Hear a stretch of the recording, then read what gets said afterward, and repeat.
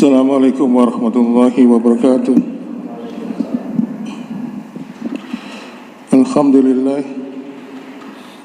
alhamdulillahilladzi hadana li hada wa ma kunna linahtadiya laula an hadana Allah. Asyhadu an la ilaha illallah wahdahu la syarika lah wa asyhadu anna Muhammadan abduhu wa rasuluhu alladzi la nabiyya ba'da. Allahumma salli wa sallim wa barik ala Muhammadin wa ala alihi wa ashabihi wa man tabi'ahum bi ihsan ila yaumiddin. Fa ya ibadallah usikum wa nafsi bi taqwallah faqad fazal muttaqun.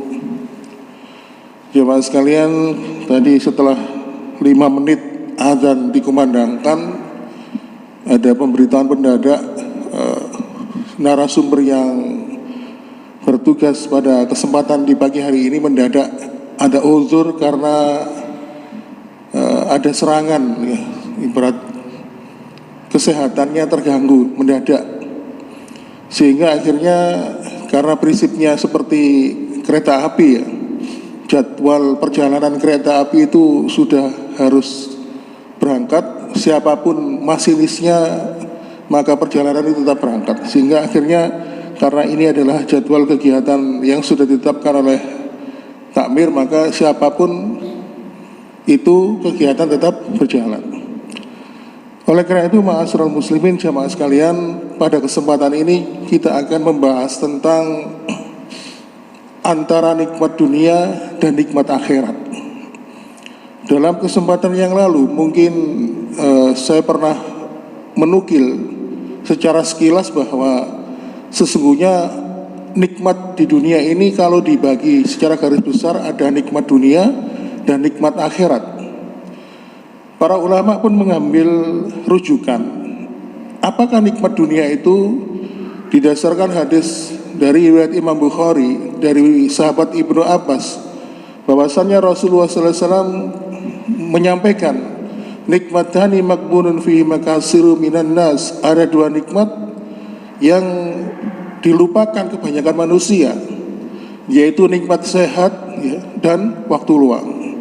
Jadi ketika ada manusia yang diberikan kesehatan oleh Allah, diberikan waktu luang, maka seakan-akan dia mempunyai dunia. Kalau ada seseorang yang diberikan sehat tetapi dia tidak punya waktu luang, dia tidak mendapatkan kenikmatan dunia.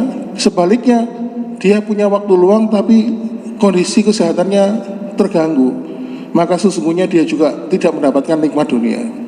Makanya sangatlah bersyukur bagi orang-orang yang senantiasa diberikan nikmat ini, yaitu nikmat sehat dan nikmat waktu luang. Dan tentunya ketika kita hadir di majelis ini, di samping kita juga mempunyai nikmat sehat dan nikmat waktu luang, sesungguhnya kehadiran kita juga atas pertolongan dari Allah Subhanahu wa taala. Kemudian kenikmatan akhirat ini para ulama menyampaikan didasarkan dari salah satu firman Allah di surat Ali Imran di ayat yang ke-185. Di situ Allah mengatakan, a'udzubillahi minasyaitonir rajim, wa may yabtaghi ghairal islami dinan falan yuqbala minhu wa huwa fil akhirati minal khasirin. Dan barang siapa yang dulu dalam kehidupan dunia dia mencari agama selain daripada Islam, fala yuqbal, maka Allah tidak akan pernah menerima agama tersebut, wa huwa fil akhirati minal khasirin, dan di akhirat dia digolongkan sebagai orang-orang yang merugi. Kenapa? Di dalam surat Ali Imran ayat 91 Allah mengatakan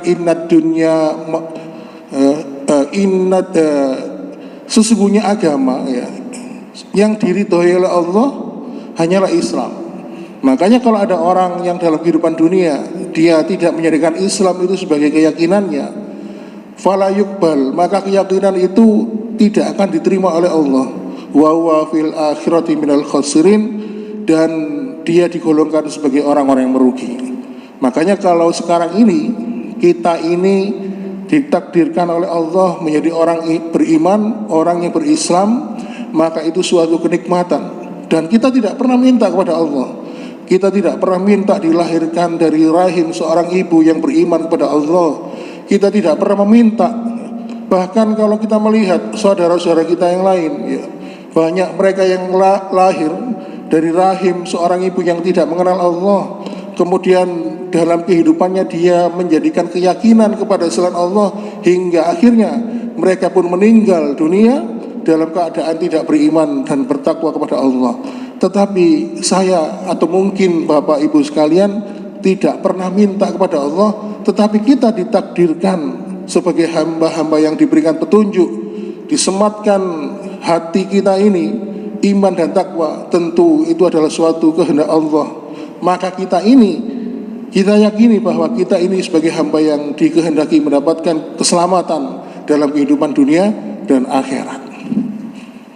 Nah, akhirnya pada kesempatan ini kita lanjutkan pembahasan kita antara kenikmatan dunia dan kenikmatan akhirat. Coba kita komparasi, kita bandingkan, kira-kira antara kedua nikmat itu mana yang lebih utama. Sebagaimana kita harus tahu, dunia itu pasti akan kita tinggalkan, dan kita pasti akan meninggalkan kehidupan akhirat. Nah, karena tadi saya menyinggung kereta api ya harus tetap berangkat ya. Ibaratnya kita ini berjalan seperti kereta api, berjalan di atas rel ya. Di mana rel itu sudah mempunyai rute, dan rute tujuan terakhir adalah menuju kehidupan akhirat. Dan kita pasti akan menuju akhir tujuan itu, cuma kadang-kadang kita tidak tahu kapan sampainya. Karena beberapa kereta api jadwal keberangkatannya juga sama, estimasi keberangkatan, durasi perjalanan mereka juga tidak sama, karena mungkin jalurnya berbeda, tetapi ending tujuan akhirnya adalah akhirat. Oleh karena itu Ali bin Abi Thalib, salah satu sahabat utama dan beliau juga seorang menantu Rasulullah SAW, menyampaikan, dunia telah pergi menjauh, sementara akhirat terus datang menjelang menuju kita, dan masing-masing antara dunia dan akhirat itu memiliki pengikutnya. Maka jadilah diri kalian sebagai pengikut akhirat ya, dan janganlah kalian menjadi pengikut dari dunia. Oleh karena itu Allah Subhanahu wa taala menjanjikan kenikmatan akhirat dan juga memberikan kenikmatan dunia. Oleh karena itu kita perbandingkan antara kenikmatan dunia dan kenikmatan akhirat. Yang pertama, kenikmatan dunia itu akan hilang, sedangkan kenikmatan akhirat akan tetap abadi. Sebagaimana ketika Allah Subhanahu wa taala berfirman di surat Al-Hadid di ayat yang ke-20, saya bacakan artinya, ketahuilah, sesungguhnya kehidupan dunia itu hanyalah permainan dan senda gurauan, perhiasan dan saling berbangga-bangga di antara kamu, serta saling berlomba-lomba dalam hal kekayaan dan membanggakan anak keturunan. Seperti hujan yang tanaman-tanamannya mengagumkan para petani, kemudian tanaman itu menjadi layu dan kering, dan kamu melihat warnanya menguning kemudian menjadi hancur. Dan sebaliknya, di akhirat nanti ada azab yang besar dan yang keras, dan ampunan dari Allah serta ridhonya, dan kehidupan dunia tidak lain hanyalah kesenangan yang palsu. Ma'asyiral muslimin, di situ Allah mengatakan adapun kenikmatan akhirat adalah kenikmatan yang abadi. Jadi saya di sini tidak mengatakan 100 tahun, 1000 tahun, 1 juta tahun atau 1 miliar tahun, tetapi abadan, selama-lamanya abadi di sisi Allah. Makanya Allah mengatakan di surat surat A'la, surat ke-87, bal tu'sirunal hayatad dunya, sedangkan orang-orang kafir itu, kata Allah, lebih memilih kehidupan dunia, wal akhiratu khairu wa abqa, padahal kehidupan akhirat itu jauh lebih baik dan kekal abadi di sisi Allah Subhanahu wa taala. Itu yang pertama. Kemudian yang kedua, perbandingan antara dunia dan akhirat itu, pertama, yang kedua, kenikmatan dunia itu tidak sempurna. sedangkan kenikmatan akhirat itu sempurna. Maka kalau misalnya kita membaca sifat-sifat dari bidadari surga yang dibandingkan dengan wanita yang ada di dunia ini, maka kita bisa sangat jauh membandingkan. Ternyata wanita bidadari surga yang disiapkan oleh Allah dalam kehidupan akhirat nanti jauh lebih sempurna. Kemudian yang ketiga, antara nikmat dunia dan akhirat itu, kalau kenikmatan dunia itu tidak selalu bisa kita nikmati, sedangkan kenikmatan akhirat itu dapat kita senantiasa menikmatinya. Seperti contoh ketika Allah bercerita tentang buah-buahan, Allah mengatakan ukulu hadaim, senantiasa ada, senantiasa tersedia untuk kita. Berbeda dengan kenikmatan di dunia. Kalau kita ingin menikmati buah, ya kita harus nunggu musimnya dulu. Gak mungkin kalau kita ingin menikmati buah-buahan yang ada di musim kemarau, kita ingin menikmatinya di musim hujan. Kecuali kalau Maryam, ya, keponakan Nabi Zakaria, itu seorang wanita soleha yang tidak pernah keluar dari mihrabnya, hanya beribadah kepada Allah. Kalau musim kemarau diberikan oleh Allah buah-buahan yang ada di musim hujan. Kalau dia berada di musim hujan, maka diberikan oleh Allah buah-buahan yang di musim kemarau. Nah, tapi kalau kita ingin menikmati buah-buahan itu, ya harus nunggu musimnya. Ini menunjukkan bahwa kenikmatan dunia itu tidak selalu bisa kita nikmati, sedangkan kenikmatan akhirat senantiasa tersedia. Oleh karena itu, Allah Subhanahu wa taala juga menerangkan di dalam surat Fussilat ayat 31, walakum fiha ma tastahi anfusukum walakum fiha ma tad'un. Di dalam surga itu kamu memperoleh apa yang kamu inginkan dan memperoleh apa yang kamu minta. Kemudian yang keempat, perbandingan antara nikmat dunia dan akhirat. Kalau kita ingin mendapatkan kenikmatan dunia, kita harus berusaha dulu.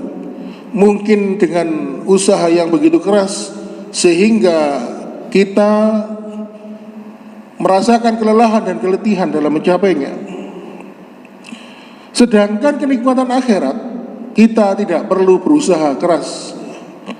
Sebagaimana ketika Allah di surat Al-Waqiah mengatakan, yatufu alaihim wildan mukhalladun, mereka dikelilingi oleh anak-anak atau pelayan-pelayan muda yang tetap muda. La yusaddauna anha wa la yunsifun, mereka tidak merasa pening, merasa tidak lelah, dan mereka tidak mabuk. Artinya apa? Mereka itu ada yang melayani. Jadi kenikmatan akhirat itu sangat mudah. Bahkan kita minta apapun langsung tersedia, tidak perlu usaha.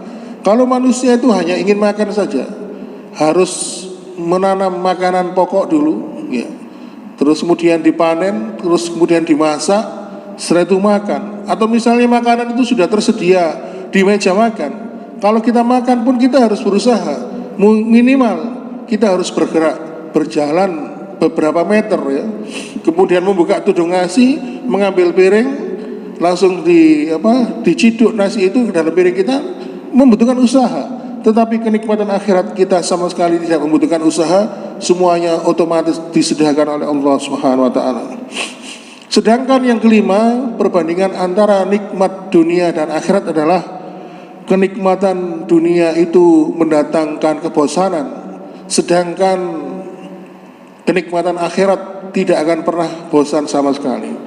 Makanya kita melihat beberapa tayangan, ya, tentang seorang miliarder, ya, mencari petualangan, ya. Mungkin dia itu bosan jadi orang kaya, jadi kadang-kadang nyamar jadi tukang parkir, ya. Atau mungkin dia nyamar jadi supir angkot, ya. Karena dia itu bosan, hidupnya enak terus. Bayangkan jadi orang kaya loh bisa bosan, ya. Apalagi menjadi orang yang tidak kaya malah tambah bosan terus, ya. Oleh karena itu, ma'asyiral muslimin, untuk mendapatkan kenikmatan akhirat ini dalam kehidupan dunia ini, maka bisa kita raih. Seperti dan perlu diketahui, di samping kehidupan dunia itu adalah kehidupan membosankan, secara garis besar Allah Subhanahu wa taala menjadikan dunia itu adalah tempat yang hina. Karena sesungguhnya kemuliaan itu ada di akhirat. Dalam sebuah riwayat Imam Tirmidzi, dan hadis ini derajatnya hasan, Rasulullah SAW menyampaikan, "Innad dunya mal'unun ma fiha."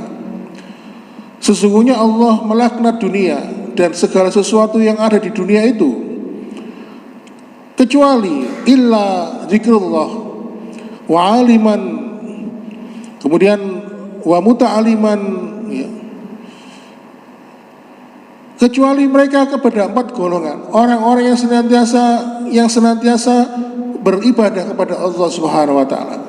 Kemudian yang kedua, orang-orang yang senantiasa mengingat Allah, dan orang-orang yang senantiasa belajar ilmu agama, atau kalau dalam riwayat yang lain atau dalam riwayat lain mengatakan dan mereka yang mengajarkan ilmu agama. Maka apabila kita ingin mendapatkan kemuliaan dalam hidup di dunia ini, minimal kita menjadi salah satu dari mereka. Mungkin kita ini sebagai seorang ahli ibadah, atau mungkin kita ini menjadi seorang yang senantiasa ahli dzikir, mengingat Allah, atau mungkin kita menjadi orang yang menjadi seorang muta'aliman, menuntut ilmu agama atau mengajarkannya. Maka syukur-syukur ketika 4 golongan itu ada pada diri kita semuanya. Maka apabila kita ini termasuk di antara mereka, kata Allah, maka kita akan dihindarkan dari hinanya kehidupan dunia. Dunia itu tempat kita meninggal, ya, bukan tempat kita hidup selamanya. Dunia itu akan kita tinggalkan, tetapi dunia itu juga akan menjadi tempat kita berinvestasi akhirat.